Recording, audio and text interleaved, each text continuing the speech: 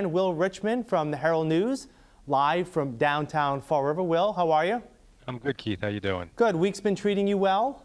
It's been a busy one. It has been. So let's get right to it. The first story is still obviously in the news. Last Friday night, actually early Saturday morning, general alarm fire broke out at the Weaver Street location of the Border City Mill number 3.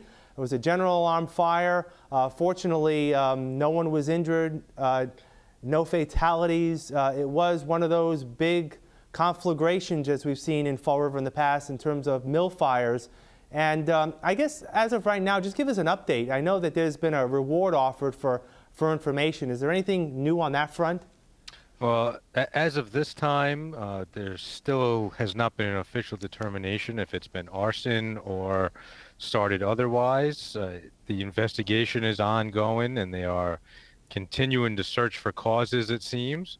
So at this point, it seems they've got a lot of rubble to poke through, and that's the main goal at this moment. And I know when you see something like that, which is very dramatic to see, and your staff did a great job getting photos and also aggregating photos from those in the neighborhood on Facebook and also on your website. It's an impressive scene, a very dangerous one. And I know that when something like this happens, and I've lived through the big fires in Fall River, the mill fires of the early 80s, and the fire at Notre Dame Church. I was in high school at the time and lived through that. The city does, and has for a long time, has had an issue with having to deal with the potential of these type of fires. And I know some was talked about this week about in relation to the Border City Mill fire on other vacant mills in Fall River. First and foremost, the King Philip Mill, which is a lot closer to a residential neighborhood. Yeah, well, certainly a fire like that is going to inflame concerns about mill fires, especially in the vacant mills around the city. I think it is important to note, though, in terms of a major fire, I believe this is the first one since 1999. I know there have been some smaller ones, such as the former Duro Mill down at the down near the New Cuss Middle School. King Philip Mill had a small fire a couple years ago, and I believe there was even a smaller fire either at the same mill or nearby just last summer. But in terms of major concern about mills going up, the city has been pretty lucky. There haven't been any significant ones in a couple of years until this one. So hopefully, while there is the concern and that's something to take seriously, we should also kind of remind ourselves that they don't tend to happen that often. That's true. That's definitely true. One of the things that I want to bring up, and just wrapping up this this news item, is again, fortunately, there were no injuries. There was plenty of mutual aid from neighboring communities to make up for the city fire department, because just about the entire city fire department was at the scene of this fire. There's been a lot of talk as of late concerning the staffing of the Fall River Fire Department. And, you want to see no one getting hurt, and that's the key thing. But you kind of wonder if there's, I don't know if you've heard any conversations about, because this went well, whether there's still a talk about staffing issues, but whether it has been heightened or lessened in any respect in terms of fire department funding and fire department staffing. I don't think that's been the case. I haven't heard any talk specifically about the staffing levels. It probably helped that this fire did occur early morning. There were fewer things going on, I would think. I do know the fire department is about to, if they haven't left yet, they've got a group of 10 to 12 firefighters that are either entering or just beginning the fire academy. 10 of those are through the SAFER grant that former Mayor Sutter agreed to apply for last year, and the city was successful in receiving. So the numbers, I think there's recognition that from many in the city that 200 is sort of the gold number for fire staffing. And that's something that I think they're going to continue to aim for regardless of events such as this weekend's fire. All right, we'll continue to follow on the investigation to last Saturday's fire. Let's move to a topic that we've talked about almost every week here on the show, the reorganization of city government and Mayor Jazel Correa's ideas. Well, one piece of that has finally been decided. The City Council this week voting to amend the ordinance to, in effect, create an extra position within the Department of the DCM department here in the city of Fall River, opening up that job for Ken Pacheco to now be in charge of city buildings. I know last week during the ordinance committee, there appeared to be some questions by some of the councilors on that committee, even though the committee did vote to move it forward to the full council. But it looked like with the 6-2 vote with Council President Kadim not voting, not being at the meeting this week, it looked like a lot of those answers may have been satisfied. Yeah, there seems to have been maybe some discussions behind the scenes in terms of the passage of this.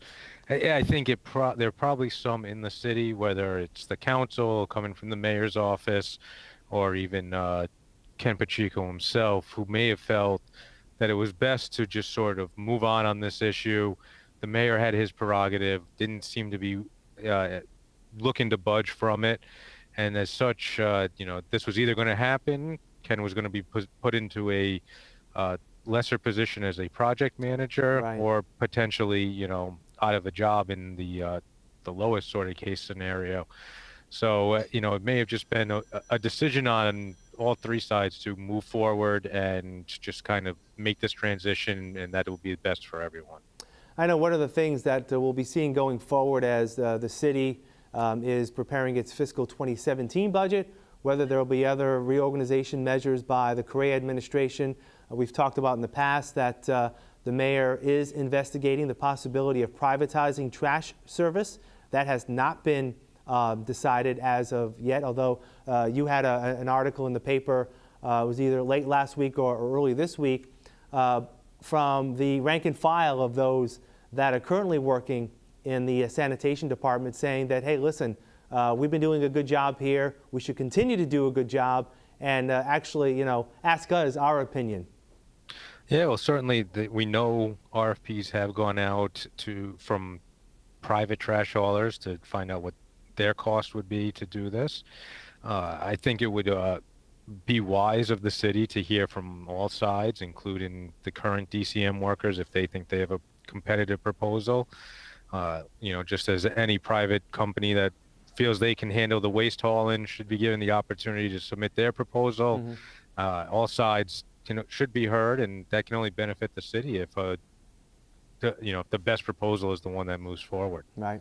Also at the City Council this week, the Council on Tuesday voted to accept the tax incremental financing agreement to allow Market Basket to build a facility at the Harbor Mall site in the far south end of Fall River.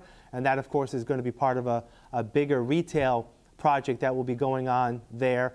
It doesn't seem, it seems like the councilors at times may be put in a difficult position when there are potential for a lot of jobs when these TIFs come up, for them to vote no. I know that Councilor Steve Camara voted against this TIF.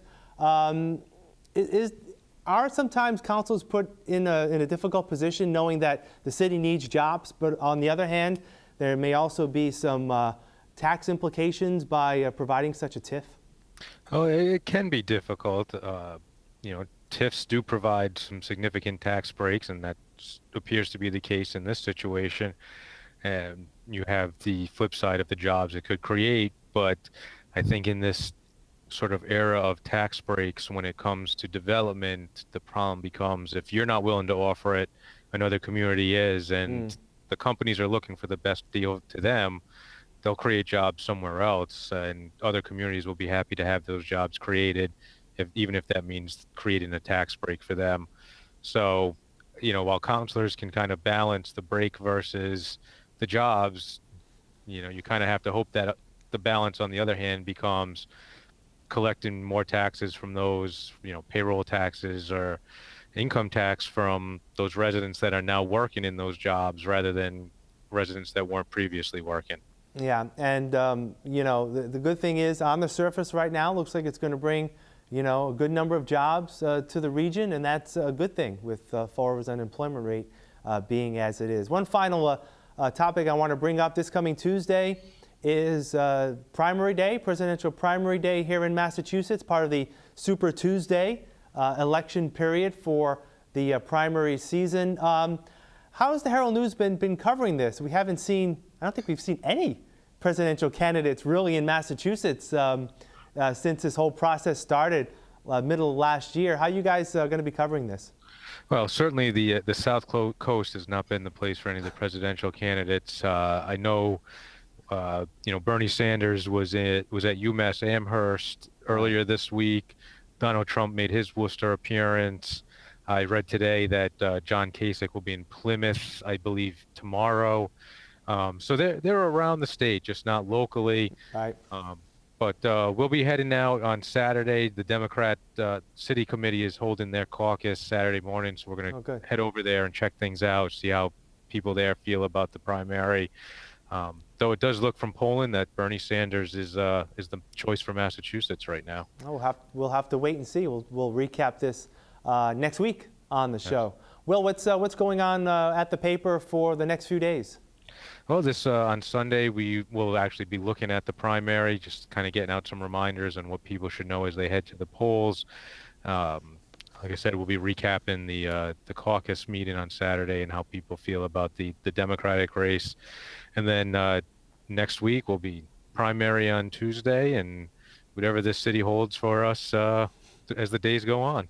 And we never know. That's what makes our job so exciting, right, Will? So true, so true. All right, Will Richmond from the Herald News. We appreciate it. Thanks. We'll talk again next week. All right, good seeing you, Keith.